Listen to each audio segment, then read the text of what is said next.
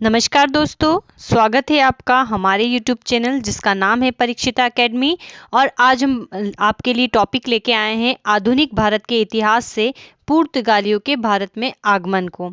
अर्थात अगर हम बात करें यूरोपियों का जो भारत में आगमन हुआ था उसके रिस्पेक्ट में हम बात करेंगे। सबसे पहले हमें ये जानना ज़रूरी है कि ये किस टॉपिक के अंतर्गत आता है। तो ये आधुनिक भारत का इतिहास आता है। हमें पता है कि इतिहास को हम 3 हिस्सों में पढ़ते हैं, प्राचीन भारत, मध्यकालीन भारत और आधुनिक भारत। तो ये आधुनिक भारत का जो है हिस्सा है, इसके बारे में हम बात करेंगे और जानेंगे कि टॉपिक इम्पोर्टेंट क्यों है।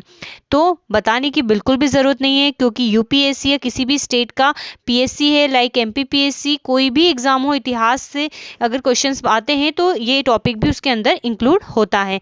तो पूरा टॉपिक हम विस्तार से समझेंगे, जानेंगे सब कुछ। लेकिन उससे पहले आपसे रिक्वेस्ट करना चाहेंगे कि दोस्तों, अगर आप हमारे चैनल पर नए हैं तो हमारे चैनल को आज ही सब्सक्राइब करें। और अगर आपको हमारा वीडियो पसंद आता है, आपको लगता है कि इसका कंटेंट काफ़ी अच्छा है, तो आप वीडियो को लाइक और शेयर भी कर सकते हैं। तो बिना टाइम वेस्ट करे हम बात करते हैं पुर्तगालियों के भारत में आगमन को लेकर। तो क्या रहा है, तो हम सबसे पहले ये जानेंगे कि जो यूरोप है, यूरोपियों का भारत में आगमन का क्रम क्या है। एग्जाम में इससे क्वेश्चंस जो है पूछे जाते हैं। तो हमने जो है भूगोल जब हम पढ़ते हैं तो हमने जो भी स्ट्रक्चर है देखा है कि यूरोप, एशिया, इस प्रकार के कंटिनेंट होते हैं। तो यूरोप से जो भारत में आगमन आए हैं, ये क्यों इतना खास है, क्यों इतना इम्पोर्टेंट है और इसने भारतीय इतिहास में क्या छाप छोड़ी है, इसीलिए तो हम इस टॉपिक को पढ़ रहे हैं, क्योंकि इम्पोर्टेंट है। तो हम उसी को विस्तार से समझेंगे।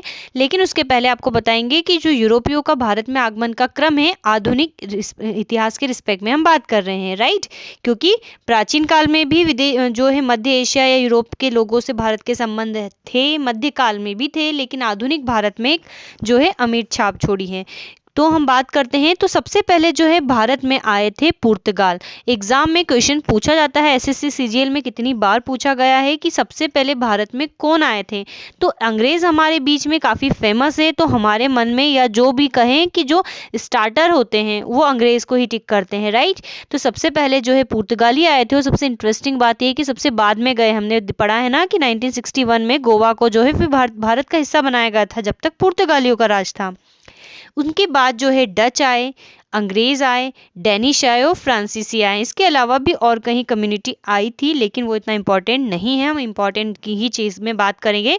तो आप इसको किस तरीके से याद रखेंगे, तो 5 चीज़ें आपको सीक्वेंस में याद रखनी है। सबसे पहले ए, जो कि अंग्रेज है, बीच बिठा दे एकदम बीचों बीच में, इसके आगे डी, इसके पीछे डी, और पुर्तगाल फर्स्ट नंबर पे, देन लास्ट में फ्रांसीसी। ये सीक्वेंस अगर आपको याद रहेगा तो आपको जो है बिल्कुल भी कठिनाई नहीं होगी समझने में।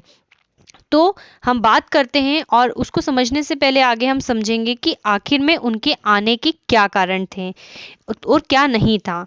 तो सबसे पहले अगर हम बात करें तो वैसे तो प्राचीन और मध्यकाल में भी भारत के मध्य एशिया या यूरोप के लोगों से संपर्क थे, व्यापार होता था। लेकिन जब 1453 ईस्वी में कुस्तुनतुनिया पर तुर्कों का अधिकार हो गया था, तो उन्होंने जो यूरोप और एशिया के मध्य जो व्यापार होता था उस पे तुर्कों का नियंत्रण हो गया था। और इसके कारण क्या हुआ था कि वहाँ पर जो है उन्होंने बैन कर दिया था, वो इस प्रकार से निकलने नहीं देते थे, या कठिनाई जो होती थी, आसपास के लोगों को कठिनाइयाँ होती थी। तो इसीलिए क्या हुआ कि जो यूरोपीय लोग थे वो यहाँ के बारे में उन्होंने काफ़ी सुन रखा था। जो मार्को पोलो है, उन्होंने चीन के बारे में लिखा था। इस प्रकार से पुनर्जागरण में जो साहित्य के दर्शन है पूर्व के लोगों के बारे में, उनको सबको आभास था, पता था कि यहाँ पर काफ़ी कुछ है।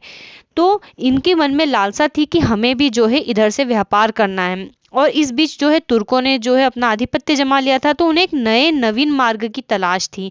तो वो मार्ग उन्हें जो है समुद्र से मिला। इसके अलावा जो इटली है, इसने भी व्यापार पे अपना एकाधिकार जमा लिया था, ठीक है। इटली में ही पुनर्जागरण की जो है शुरुआत हुई थी, और इसने पूरे व्यापार पर एकाधिकरण कर लिया था। और ये जो दक्षिण पूर्वी एशिया है, इधर से के देशों से व्यापार करता था। लाल सागर या भूमध्य सागर के होते हुए पहले सुएज नगर का नहर का निर्माण नहीं किया गया था, लेकिन वहां से ये जो है व्यापार करता था। तो अब हम इसको थोड़ा सा शॉर्ट में फटाफट देख लेते हैं। तो पूर्व की धन संपदा का आकर्षण था, क्योंकि सुन रखा था कि पूर्व में काफी धन है, और वैसे तो हमें पता ही है कि हमारे देश को सोने की चिड़िया भी कहा जाता था। और गुप्त काल में जब सिल्क रूट पे चाइना से जो सिल्क इधर से उधर जाता था तो उसका टैक्स भी लिया जाता था, तो काफी धन जो है भारत में था।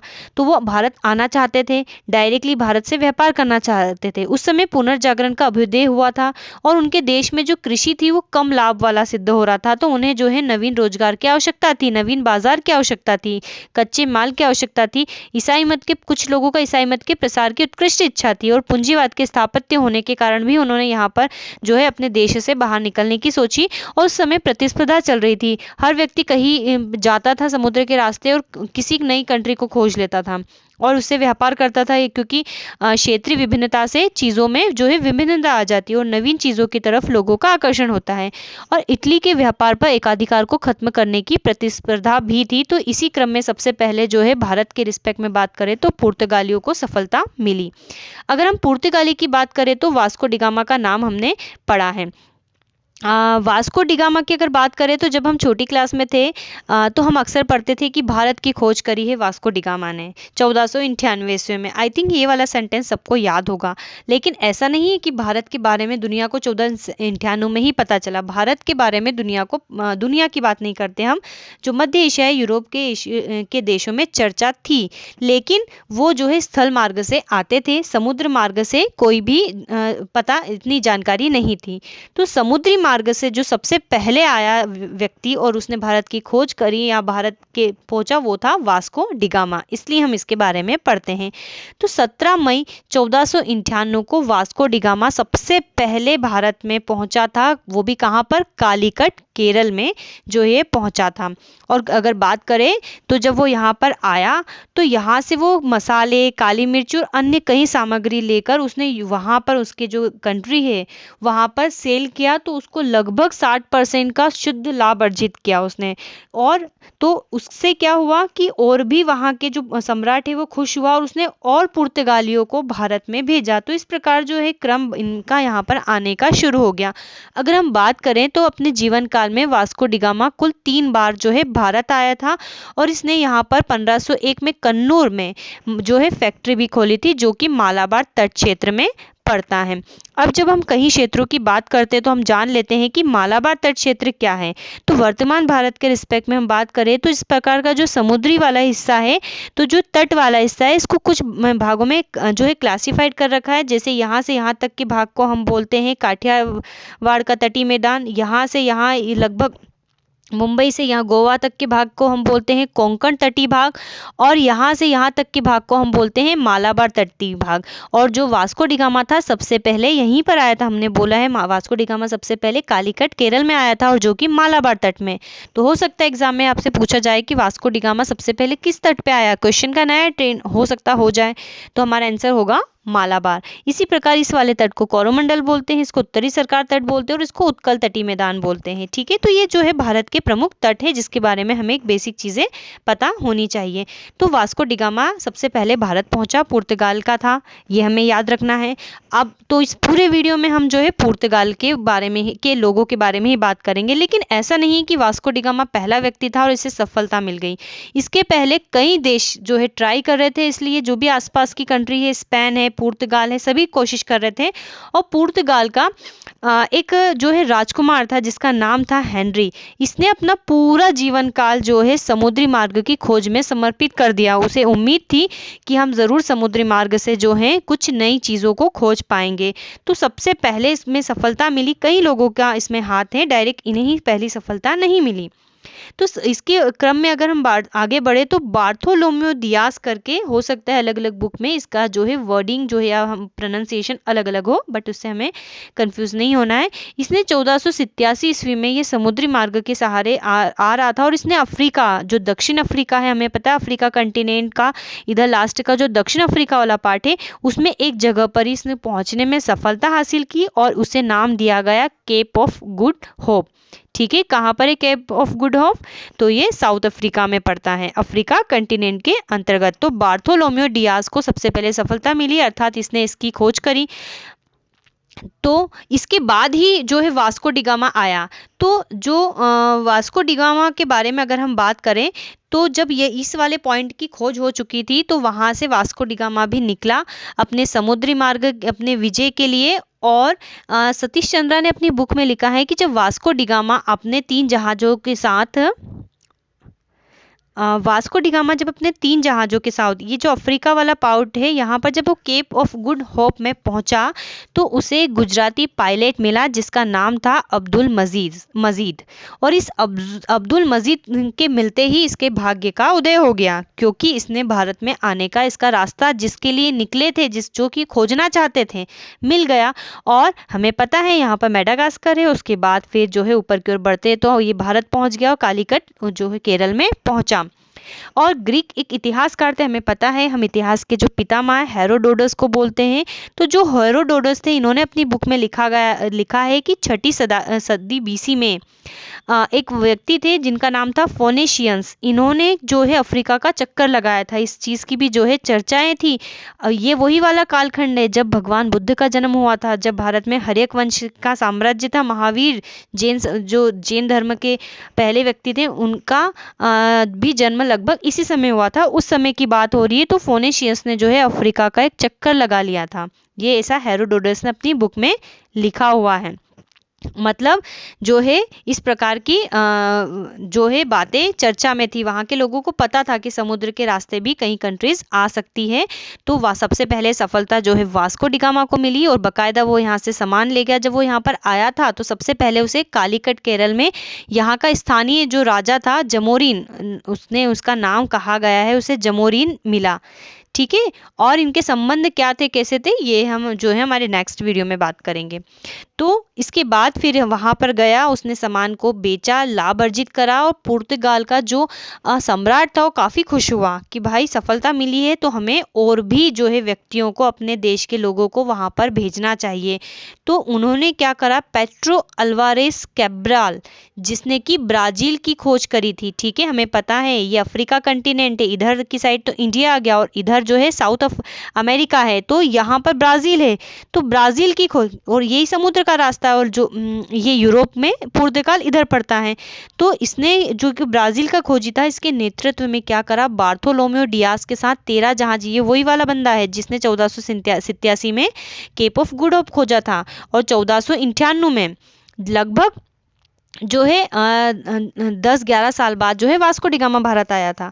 तो इसके नेतृत्व में 13 जहाजों और 1200 लोगों का अधिक बड़ा जो बेड़ा था, उसने कहाँ पर भेजा, भारत में भेजा। ठीक है, कहाँ पर भेजा, भारत में भेजा। अब पुर्तगाली जब आए 1498 में, हमें पता है वास्को डिगामा आया था, उसके 2 साल के अंदर ही, क्योंकि वो तो 3 बार आ गया था, पुर्तगालियों ने अपनी पहली व्यापारिक कोठी खोल डाली। कहाँ पर, कोचीन में। और कोचीन कहाँ पड़ता है, केरल में पड़ता है, मालाबार तट में पड़ता है, हमें याद रखना है। क्योंकि जब हम आगे पढ़ेंगे, हम पुर्तगाली पढ़ेंगे, हम डच पढ़ेंगे, अंग्रेज पढ़ेंगे, फ्रांसीस पढ़ेंगे, तो हमें बड़ा कन्फ्यूजन होता है।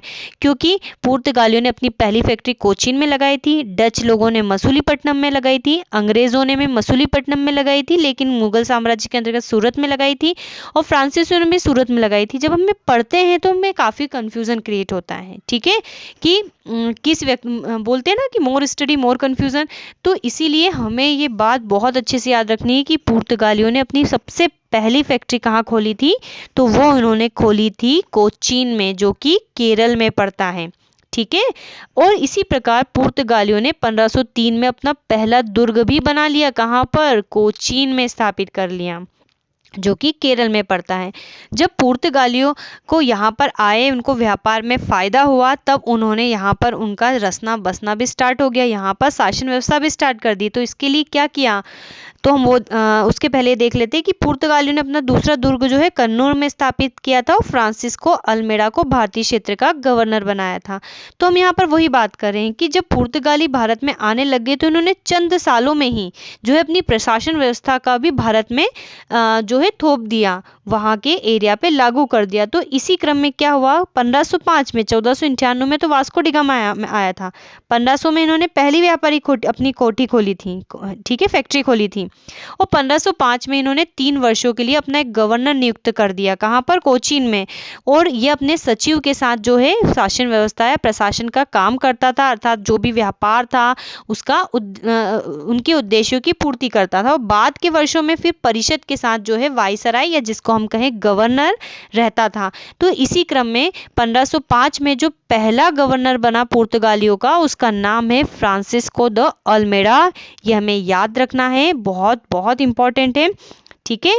तो पूछा जा सकता है कि पुर्तगालियों का पहला वाइसराय भारत में कौन था, तो वो था फ्रांसिस्को द अल्मेडा। और उससे भी इंपॉर्टेंट चीज़ है, इसे ब्लू वाटर पॉलिसी को लेकर आया था, ठीक है।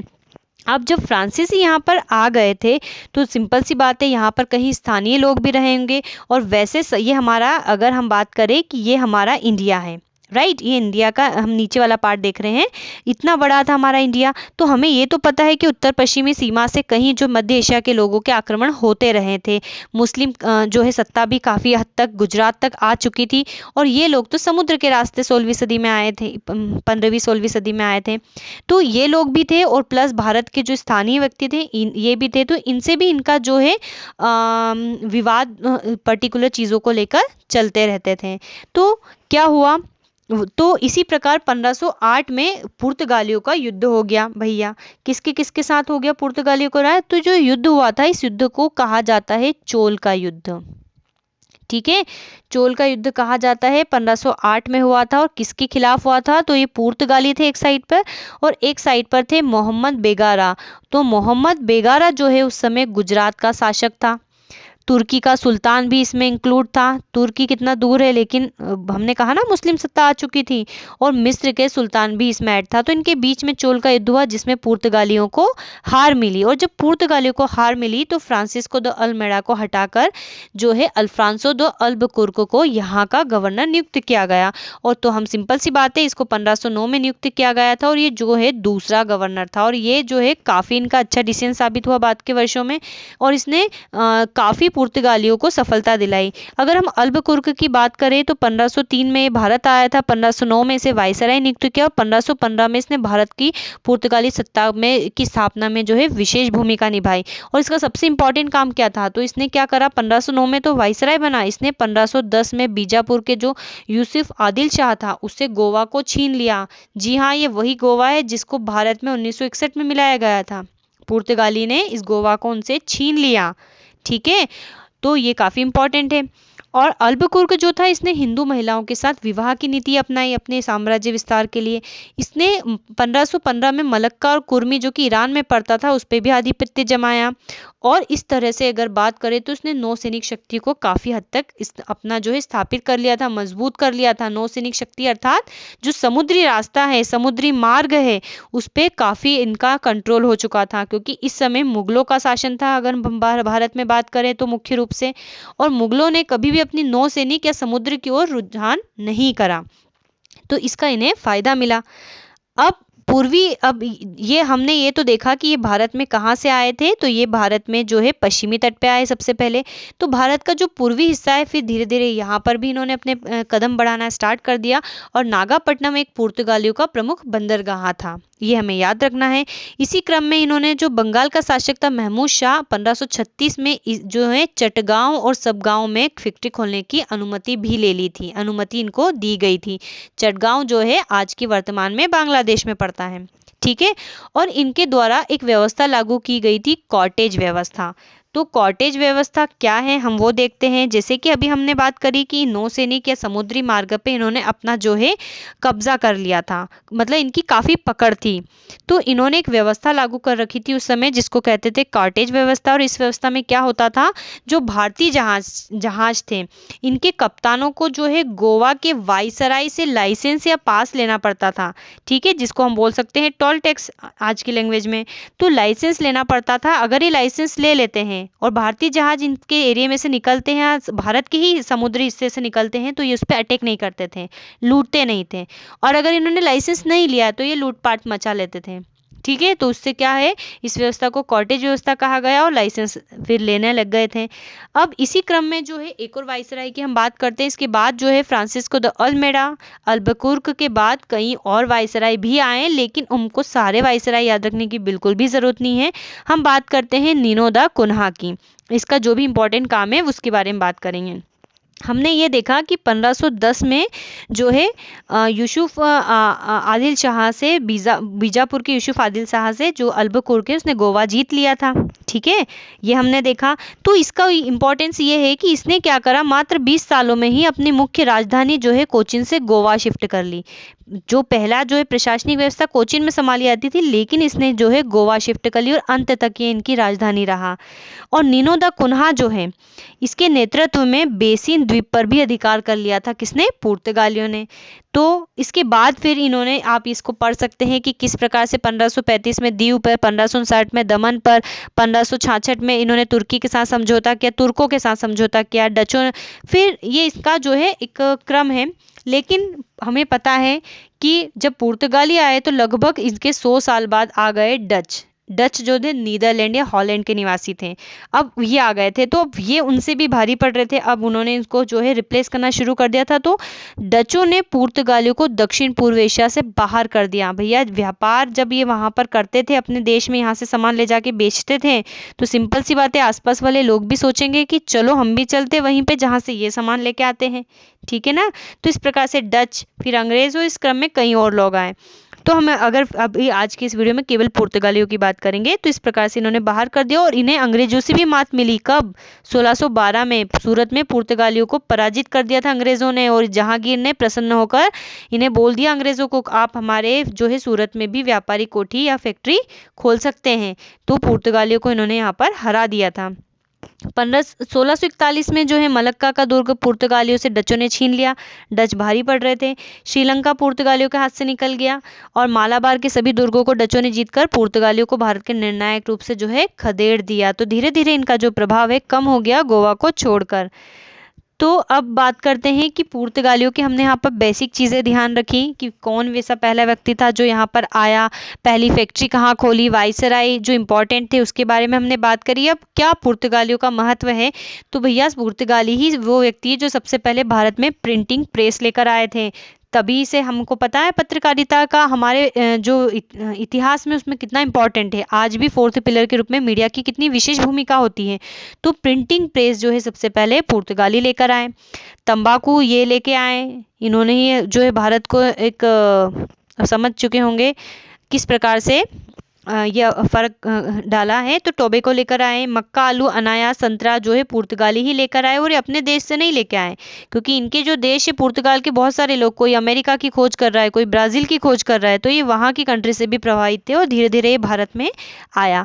और नमक के उत्पादन पर एक समय पर इन्होंने अपना एकाधिकार जमा लिया था। ठीक है। तो अब हम बात करते हैं आगे। तो पुर्तगालियों की धीरे धीरे पतन हो गए। हमने देखा किस प्रकार डचों ने इनको खदेड़ा, अंग्रेजों ने इनको खदेड़ा, और कहीं इनके युद्ध होते रहे स्थानीय लोगों से। तो कुल मिलाकर अगर हम बात करें इसके पतन के बारे में, तो कई इसके फैक्टर हैं, लेकिन हमने बेसिकली यहाँ पर कुछ फैक्टर दे रखे हैं, तो आप इसको पढ़ सकते हैं। ठीक है। अब यहाँ पर हम इंपॉर्टेंट चीज़ों के बारे में बात कर लेते हैं। काफ़ी इंपॉर्टेंट बंदा है, याद रखना है आपको, मार्टिन अल्फांसो डिसूजा। कौन था ये? पुर्तगाली गवर्नर जिसके प्रख्यात जेसुएट एक संत फ्रांसिस था, एक संत था जो कि ईसाई धर्म के प्रचार के लिए भारत आया था। ये हमें याद रखना है, क्योंकि वैसे तो पुर्तगालियों का मुख्य उद्देश्य हमेशा प्रतीत होता था व्यापार करना था। ठीक है, इन्होंने व्यापार किया भी और साथ में ही इनका उद्देश्य जो है ईसाई धर्म का प्रचार करना भी था। तो जो ईसाई धर्म के प्रचारक थे, एक व्यक्ति ये इन पुर्तगालियों के समय पे जो है भारत आए थे। तो ये हमें जो है याद रखना है। अंग्रेजों, ये अकबर के समय में, ये अकबर के समय में आए थे। ठीक है, तो ये हमें याद रखना है। अब अगर हम आगे बात करें, जेसुएट है ना, ये थोड़ा सा यहाँ पे मिस्टेक है, इसको हम यहाँ पर लिख देते हैं जेसुइट। ये था, ये जो है अपने ईसाई धर्म का प्रचार करने के लिए आया भी था और अकबर से इसने परमिशन भी ली थी। चलिए अब आगे हम बात करते हैं चाउल। चाउल क्या है, यहाँ पर कुछ खास टर्मिनोलॉजी को हम समझ लेते हैं। तो चाउल जो है महाराष्ट्र में पश्चिमी घाट पर स्थित एक व्यापारिक केंद्र था। पूछा जा सकता है चाउल क्या है। कोचीन, कोचीन की बात करें तो केरल में स्थित बंदरगाह था जो भारत में पुर्तगालियों की आरंभिक राजधानी थी और पुर्तगालियों का प्रमुख व्यापारिक केंद्र भी था। सैंथोम क्या है, तो दक्षिण पूर्व क्षेत्र में पुर्तगालियों का एकमात्र स्थल है। ठीक है, एकमात्र स्थल है कहाँ पर, दक्षिण पूर्व में, सैंथोम। आगे इसके बारे में आप पढ़ोगे फ्रांसीसियों के लिए। स्वाली, स्वाली क्या है, तो सूरत के निकट स्थित है जहाँ कप्तान बेस्ट ने पुर्तगालियों को हराया था। 1 सेकेंड, इसके बारे में हमने बात करी है 1612 में। 1612 में जो है अंग्रेजों ने, जो कि कप्तान बेस्ट के नेतृत्व में, ये अंग्रेज है, बेस्ट कौन है, ये एक अंग्रेज है, इसने पुर्तगालियों को हरा दिया था जिससे कि जहांगीर को बड़ी प्रसन्नता हुई और उन्होंने अंग्रेजों को सूरत में जो है फैक्ट्री खोलने की परमिशन दे दी थी। चटगांव जो कि वर्तमान में बांग्लादेश में है, इसको पुर्तगाली हतांतक चौतास कहते थे, ये हमें याद रखना है दोस्तों। तो आज हमने हमारे वीडियो में पुर्तगालियों के बारे में बात करी, राइट। तो इसके बाद हम सीक्वेंस में अब जो है डच, अंग्रेज, डेनिश, फ्रांसीसियों के वीडियोस भी लाएंगे।